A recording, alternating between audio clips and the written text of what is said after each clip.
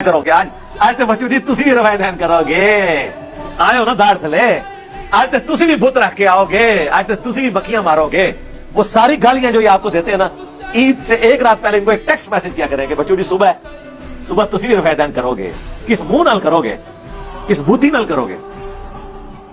एक खारजी आलिम की मैं तकरीर सुन रहा था, वो कह रहे थे कि ईद वाले दिन आपने भला क्या करना है, जितने हनफी उलमा दोस्त हैं आपके भाई हैं सुन्नी हैं, आपने उनको मैसेज करना है और फिरका वरीयत को रूज देना है, ज़रा पंगा लेना है और आपने आग लगानी है।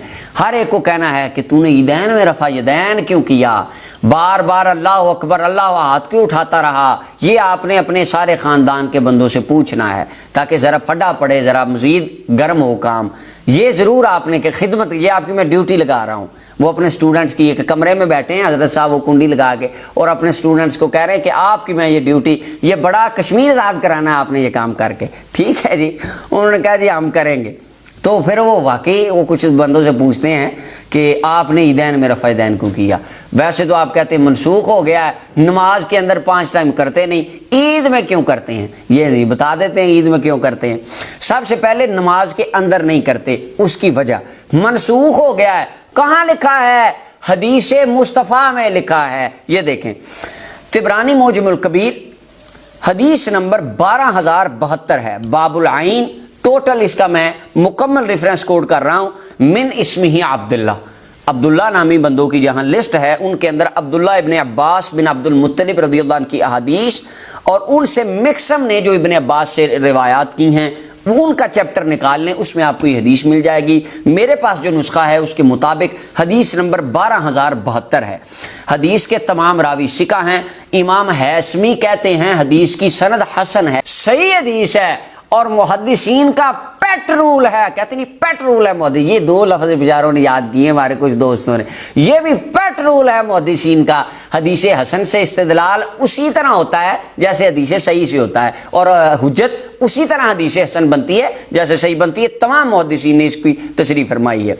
अब हदीस सही है, इब्ने अब्बास रज़ियल्लाहु तआला अन्हु नबी करीम सल्लल्लाहु अलैहि वसल्लम से रिवायत करते हैं, नबी पाक सल्लल्लाहु अलैहि वसल्लम ने फरमाया ला तुरफ़उल ऐदी इल्ला फ़ी 7 मवातिन, 7 जगहों में हाथ उठाए जाएंगे, नहीं हाथ उठाए जाएंगे मगर 7 जगहों में।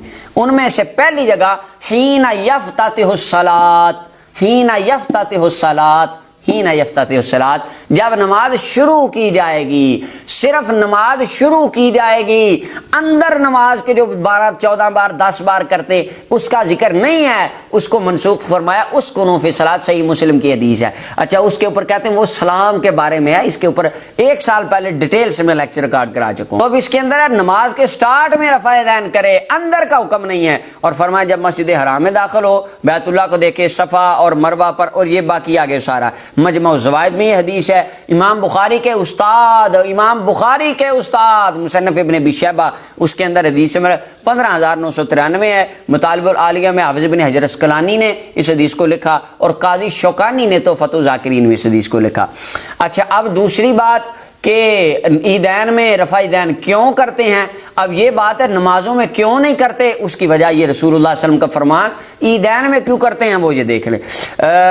शरह मानिल आसार के अंदर ये रिवायत है और किताबुल आसार इमाम अबू यूसुफ इमामों के इमाम इमाम आज़म सैयदना इमाम आज़म अबू हनीफा रहमतुल्लाह ताला अलैह, उनके शागिर्द काजी अबू यूसुफ अल मुतवफ़ा 182 हिजरी, ये इमाम बुखारी रहमहुल्लाह के पैदा होने से भी पहले फौत हुए हैं। इन्होंने अपनी किताब अल आसार के अंदर ये लिखा।